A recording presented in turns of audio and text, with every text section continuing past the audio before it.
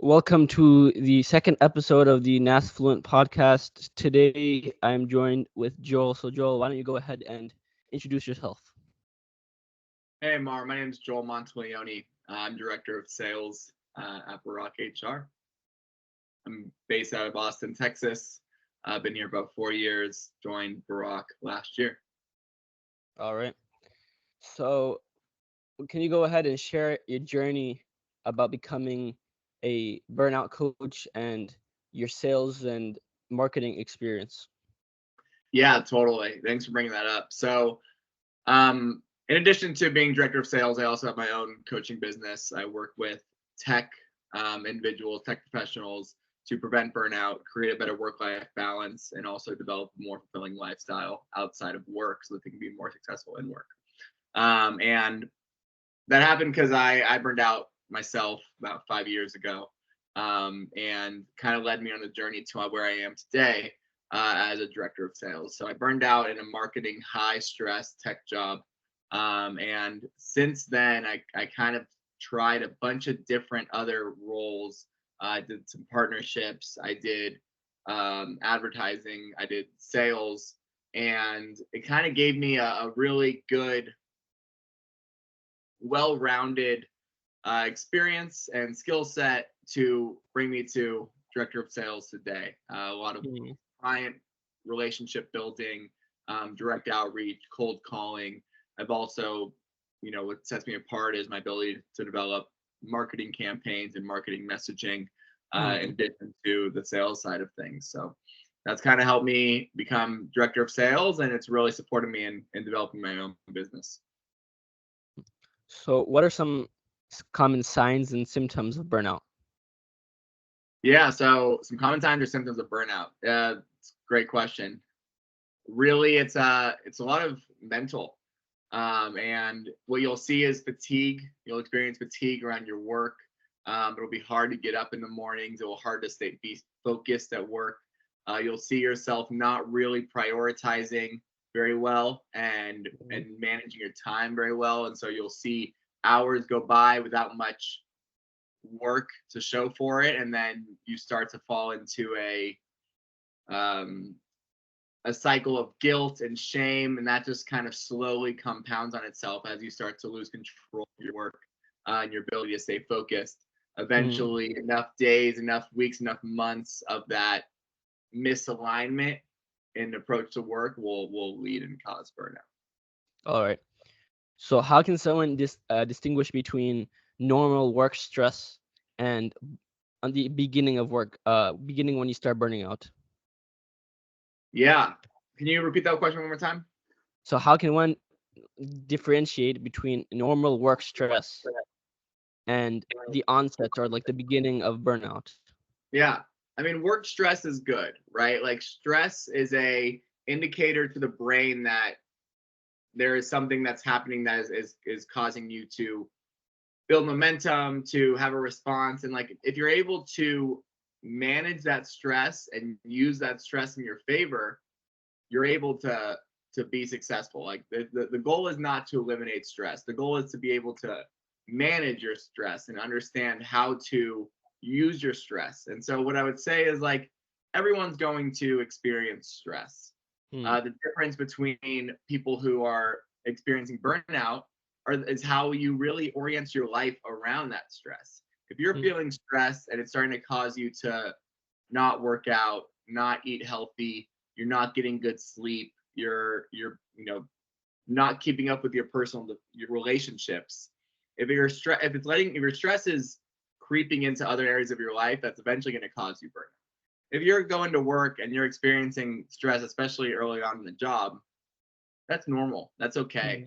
Hmm. It's being able to set boundaries around the stress so Hmm. that that stress doesn't encroach and start to derail and change other areas of your life.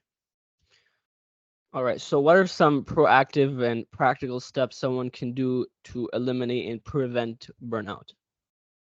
Yeah, the main thing is really saying no to things that aren't going Hmm. to serve you. Hmm. Saying no to projects that aren't in your scope of work, saying no to plans that aren't going to energize you, saying no to things you don't want to do. If you're able to Mm, say no to things, you're able to say yes to the things that really energize you and support you in each day. Um, I think that's the number one thing. The other thing would be, get good sleep, take care of yourself, eat mm, healthy, sleep 8 hours a day, work out, get your body moving, give mm, yourself breaks, spend time out in nature, go on walks. Um, it really, burnout prevention is good health and allowing yourself and taking care of your body, and your relationships. Because what I see with my clients a lot is people who are burning out don't have a really good support system. So when things are getting hard, getting challenging, they feel alone in this experience. And so being able to have a support system, friends, coworkers, family that you're able to share with, connect with, and lean on in times when you're starting to feel burnout, that's going to help reset your stress levels, help reset your emotional stress, and then get you back on track. mm. So how can professionals and people working in very demanding fields, how can they strike and have a proper work-life balance? Yeah, well, the thing about work-life balance is it's not necessarily a balance, because you're working 40 hours a week and you're probably not working, Mm, I don't know, maybe a little less than that if you include weekends.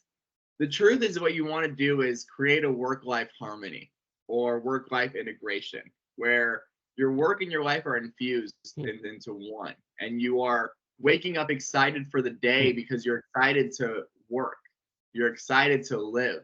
mm, And I think the term work-life balance has gone a little bit convoluted in recent years, because the truth is, if you're not doing things for work that you like to do, then it's not gonna, it doesn't matter how stressful or not stressful it is. There's gonna be mm, misalignment in how you approach your work. You want to be doing things that you enjoy.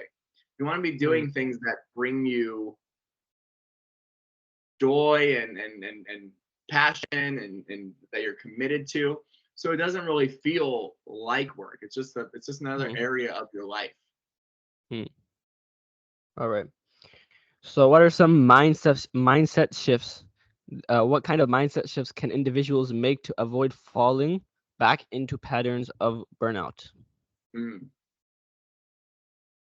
that's a great question. So I actually was just writing a post about this today. Some mindset shifts that you can create is one, giving yourself grace. So what I see with people who are experiencing burnout or who are stressed out, if they start to mismanage their time and they don't get as much done in a day as they hoped for, they'll start to beat themselves up for it.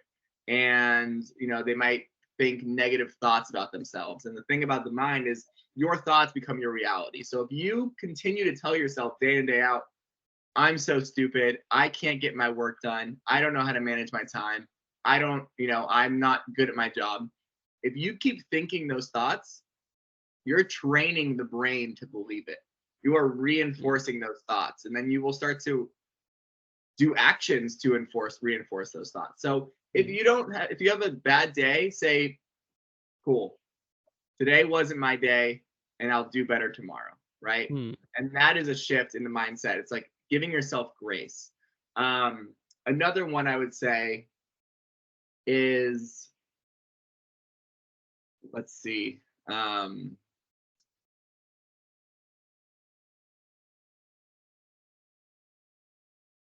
I would say being in alignment, right? And mm, so understanding that things are going to get better, and that you are responsible for making them better. If your mm, job is draining you and you've tried everything, and you have a toxic boss, whatever it is, right? And you've done all the mindset work, you've done all the meditation, you have a perfect work life, you've done all the stuff, and it's still really, really difficult and still causing you stress, it's your responsibility to change it, right? And knowing mm, that you Mm, are going to be okay no matter what decision you make, and not being afraid to take a risk mm, is a mindset that's going to be supportive. The biggest growth occurs on the other side of the biggest risk. So if you're afraid to mm, change a job and you stay in a job that's causing you a lot of pain and suffering, that is going to be a mindset that keeps you stuck. And so knowing mm, that you're going to be okay, but it's going to take personal responsibility and personal action to actually change your mm. circumstances and create change in your life. What role does leadership play in creating a burnout-resistant workplace? Mm, that's a really good question. Um, and what I would say is that leadership is required to be able to manage their own burnout and Mm-hmm. understand what burnout looks like and what contributes to burnout. Because what I've Mm, seen, especially with this, with companies that are high stress, high pace, um, like let's say accountants in the middle of high mm, season when they're working 12 hours a day or whatever it mm, is. If your mm. boss is burning out, Yeah. they have very little capacity to then lead or lead Mm, effectively. And leaders who are on the verge of burnout aren't thinking or aren't,